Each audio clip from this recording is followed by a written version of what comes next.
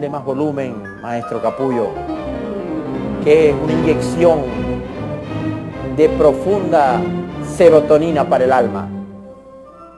Es lo mejor que ha logrado armar el ser humano en 50 siglos de civilización. La música clásica va dirigida no tanto al oído como a las neuronas, y lo va levantando a uno, lo va remeciendo. Créame que al cabo de una vida de silencio, mucha soledad y también sufrimiento, más me convenzo que la música clásica y particularmente la barroca es un regalo de Dios para el alma afligida, generalmente afligida del ser humano. Porque en días langurosos, lóbregos, cuando el sol está empinado, pero uno tiene el switch caído y el alma en penumbra, esa música es capaz de irlo llevando progresivamente a uno e irlo levantando. Hace muchos años yo tenía la utópica idea de que podíamos hacer la política de otra manera y que podíamos llegar a una campaña cultural en la cual, en lugar de meterle tanta mediocridad y chabacanería y simplonería a la gente, saliéramos por las calles con libros, con películas, con canciones, y que el enorme esfuerzo de una campaña electoral no se distrajera solamente en el intento de convencer a la gente que votara por uno o por el otro. Han pasado los años, la vida me ha ido demostrando cuán difíciles son los sueños, aplicarlos a la realidad. Pero si alguna vez yo tuviese alguna capacidad de influir, me encantaría un tipo de despotismo ilustrado que obligase a que la gente escuchase esto, gustara o no les gustara, que se lo metiéramos en altoparlante, en cornetas estridentes a la gente, en barriadas y urbanizaciones, que obligásemos a que la gente escuchase esto, gustárale o no les gustara. Porque de la misma manera como yo he tenido que pasar la vida entera afligido, abrumado, apaleado con la chandanga en tanta forma, bueno, ¿por qué no podemos hacer que la gente enaltezca el espíritu con esta inyección de pura formación, de puro altruismo para el alma? Nada mejor que ese bálsamo para el espíritu. En la oportunidad de ensayar con ustedes un introito sobre uno de los juegos más complejos, interesantes, ilustrativos, cuál es el ajedrez. Una especie de juego del genio, juego del intelecto, juego de la capacidad de abstracción del ser humano. Al punto que se le tiene, digo, al ajedrez como una expresión del pensamiento estratégico, una derivación de la capacidad del ser humano para abstraerse, razonar discretamente, elaborar juicios alternos. Bueno, porque es que el ajedrez tiene, lo he descubierto organizando este programa, una raigambre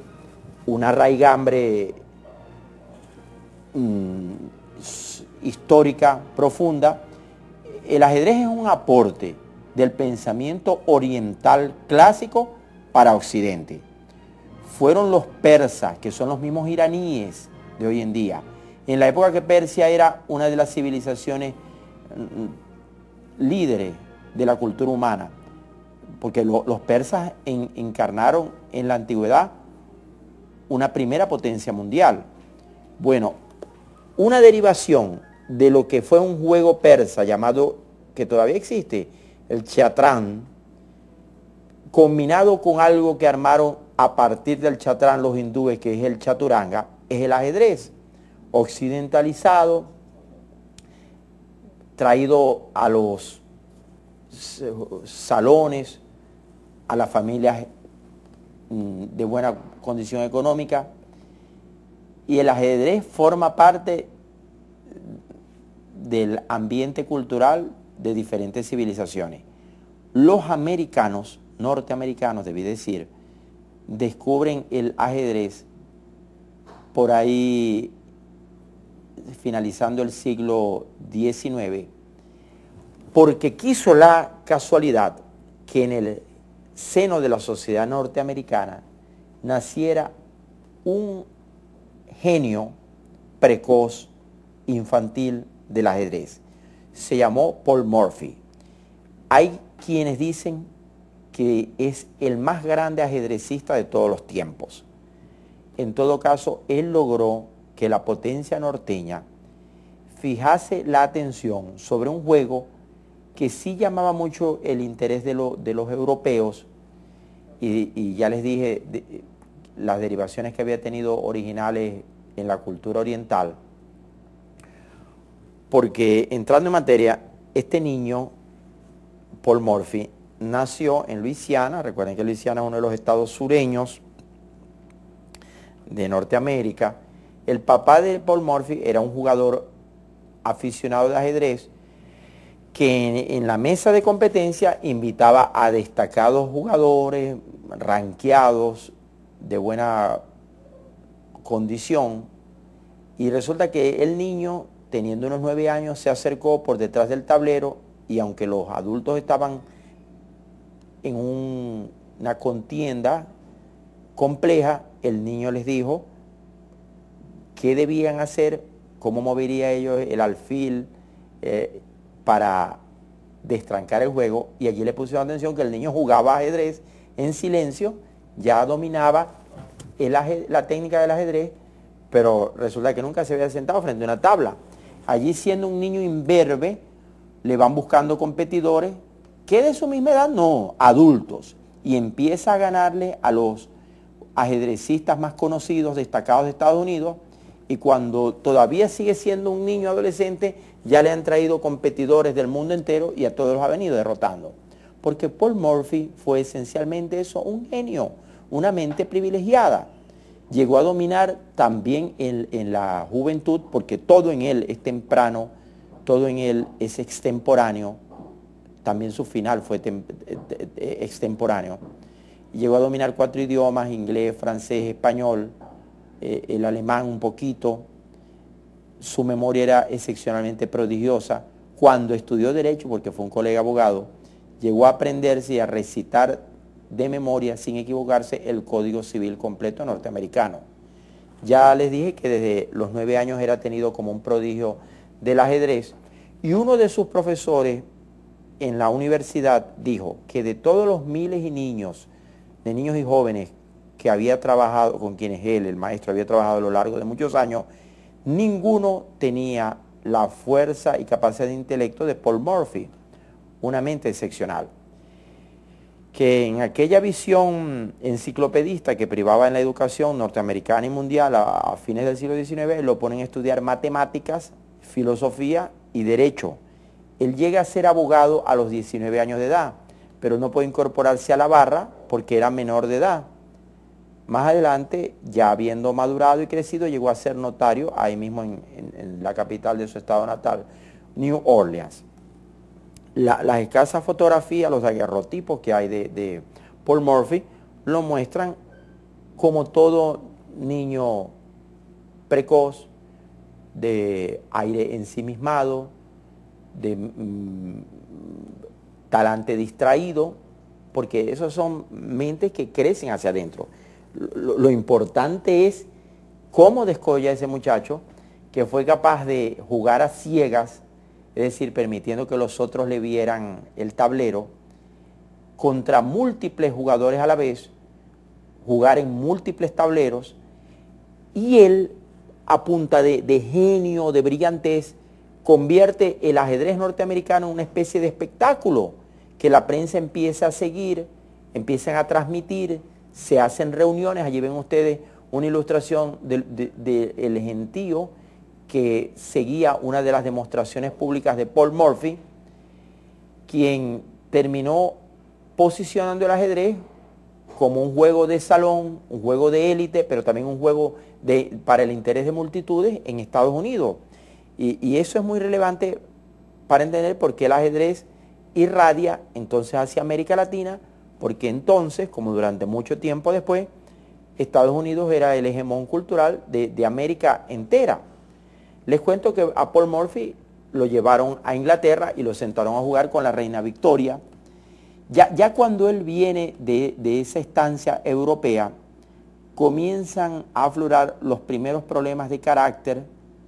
Es que el suyo fue siempre un temperamento especialmente delicado. Pasa que la mamá suya era una señora dominante, atada a los rígidos cartabones de esa moral, digamos, decimonónica, y la mamá siempre temió que Paul Morphy, por andar jugando, que al fin y al cabo el ajedrez es un juego, no ejerciera su carrera, se enviciara y jugara por interés. Cuando él viene triunfante de Europa, él le va a jurar a la madre que él no va a jugar más en público, que tampoco va a jugar por apuesta. Al jugar por apuesta, que alguien apueste si gana o pierde, entonces le quita el atractivo comercial al negocio. Y lo más importante, que le dice Paul Morphy: yo no voy a dejar, madre, que tu nombre se exponga a la picota como el nombre de un jugador, teniéndose el cognometro de jugador como despectivo, envilecido. Y pienso que esa contradicción, ese marasmo interno lo va a afligir emocionalmente, y ya verán ustedes cuán débil era el talante emocional de un hombre que el mundo entero lo está siguiendo, Estados Unidos lo está aclamando, pero por dentro tiene una tempestad terrible, insuperable para él, porque es que se está desmoronando. Siendo un carricito todavía treintañero, ya está enfermando de un desequilibrio emocional que se lo cargará también muy tempranamente. Él, digamos, que se retira del ajedrez e intenta ejercer de abogado. Allí hay una rareza, una curiosidad, que es una tarjeta de presentación que dice los socios, Morphy asociados, mejor dicho, abogados, asesores en leyes, ejercía en New Orleans, porque intentó sentarse detrás del escritorio, había sido notario, pero ya la esquizofrenia, cuál era el mal que lo estaba agobiando, iba causando estragos en él, empezó a divariar. La primera característica del esquizofrénico, que es un tipo de psicosis, es que ve alucinaciones, gente que no existe, dialoga con seres imaginarios. Morphy empezó a perder la costumbre del aseo y devariando, vagaba de un lado a otro de la sala de la casa donde la familia lo recluyó, que la familia, al darse cuenta que ha enfermado, lo recluyen y lo aíslan y no permiten que nadie hable más con él, porque les da pena. Todavía a fines del siglo XIX se tenía que el que había enloquecido podía ser también un endemoniado, un ser perverso, quizás qué pecados acarrearía encima. No se asumía el enfermo mental como lo que era, una cosa de lo más común, natural y estadísticamente probable. Ahí hay una frase de lo que él repetía más o menos en su delirio. Decía: plantará la bandera de Castilla en las murallas de Madrid al grito de ciudad conquistada, y el reyezuelo se marchará avergonzado. Era como un leitmotiv, una cantaleta que él en sus desvaríos repetía una y otra vez. No hay fotografías, que eran muy escasas entonces, de Paul Morphy enfermo. Déjenme contarles que la coyuntura histórica aplicó también, pesó, porque resulta que Paul Morphy había vivido la guerra de secesión norteamericana, los ubico, el norte contra el sur era esclavista, el norte era abolicionista, querían que se acabara la esclavitud. Paul Morphy es del sur, ya les dije, de Luisiana, y tenía familiares y amigos que querían mantener la esclavitud. Paul Morphy no tuvo un discurso ni abolicionista, ni tampoco esclavista, que va a estar un genio de las dimensiones del en eso.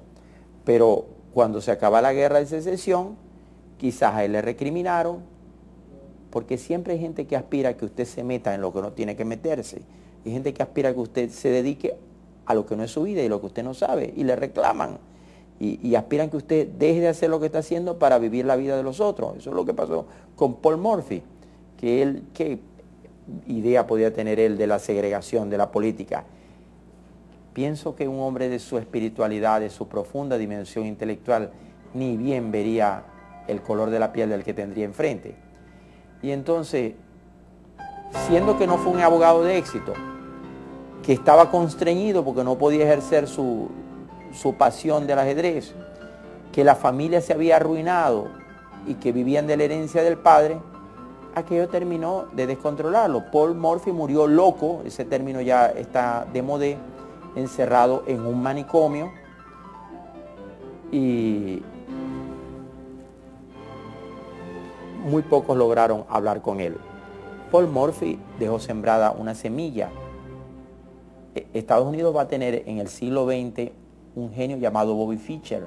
No hay Bobby Fischer sin Paul Morphy. En otro programa les hablaré de Bobby Fischer. Realmente, leyendo un libro sobre el célebre duelo que sostuvo Bobby Fischer con Garry Kasparov, es que logré dar con la figura de Paul Morphy. Genial, terriblemente brillante y enfermito mental, porque siempre ocurre. Cuando la vida mucho te da, mucho te quita. Regresamos en breve con más de Redimensión.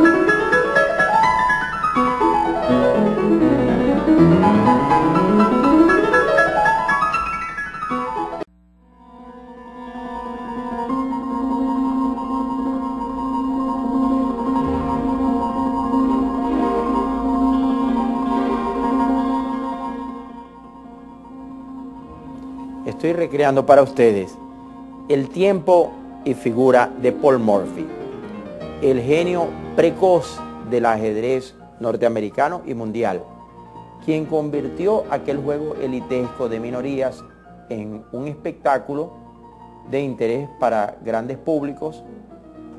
Paul Morphy no llegó a ser campeón mundial oficialmente proclamado, pero se le tuvo en su breve figuración como el mejor ajedrecista vivo en su época. Los campeonatos mundiales que se organizarían ya con la participación protagónica de los rusos, porque en Rusia el ajedrez ha sido una pasión nacional y una política de Estado durante todo el tiempo de la Unión Soviética. Los rusos ya organizan los campeonatos mundiales y varios de los pocos campeones mundiales que ha habido en el mundo han sido rusos. Pero me devuelvo todo eso para decirles que uno de los más grandes ajedrecistas de todos los tiempos fue un enfermito y un jovencito norteamericano llamado Paul Morphy, quien renegó del ajedrez porque la mamá lo regañó. La mamá le decía, ya siendo él un abogado y una persona independiente y exitosa, la madre dominante le decía que no se convirtiera en un vicioso del juego, que no jugase interés, y él, incapaz de soportar los regaños de la madre, se recluyó en sí mismo. En realidad, eso solamente fue el desencadenante. Ya él tenía la estructura emocional especial del enfermo mental y lo recluyeron en un hospital psiquiátrico, aislado. Le costó mucho a un campeón de ajedrez de la época que lo dejaran hablar con él.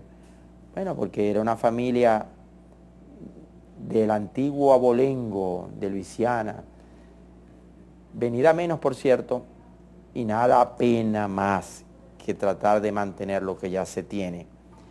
Entonces, él con solo 47 años, es la única foto que he visto del ancianito de 47 años que terminó siendo Paul Morphy, enfermito.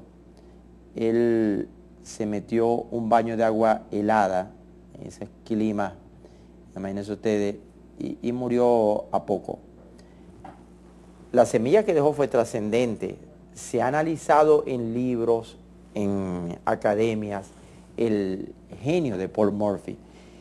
y la impronta suya en la evolución de la teoría del ajedrez. Las jugadas suyas se analizan, dónde se juega eso. Hoy es un buen día para salir a procurar que los carricitos jueguen ajedrez. Entiendo que en los colegios hoy en día están tratando que los niños jueguen ajedrez. No fue el de Paul Morphy el único caso de un ajedrecista de trágico desempeño. Otros murieron en diferentes circunstancias. Por lo menos un campeón mundial también murió hospitalizado en un manicomio. Fue Wilhelm Steinitz, el primer campeón mundial de ajedrez, que había nacido en Praja, lo que hoy en día es Chequia, antigua Checoslovaquia. También terminó enfermo. Genio y ajedrez, genio y locura, genio y enfermedad mental, ¿verdad que son estrechos los compartimientos? La gente más brillante particularmente es la más afligida, la que más sufre. Hay un nivel especial de sensibilidad cuando la capacidad mental es superior, que yo voy a seguir buscando en libros, documentales, revistas, periódicos, enciclopedias, episodios, experiencias. Pronto voy a presentarles un programa sobre el otro norteamericano descollante del ajedrez mundial, que fue Bobby Fischer, aquel capaz de enfrentar a los más grandes jugadores de su época y también con una especial estructura emocional. Venga lo que venga, sea que usted haya nacido particularmente dotado o especialmente desposeído, afligido, quebrado, empinado, cual sea su circunstancia, no vale la pena rendirse. Hasta la próxima vez de Redimensión.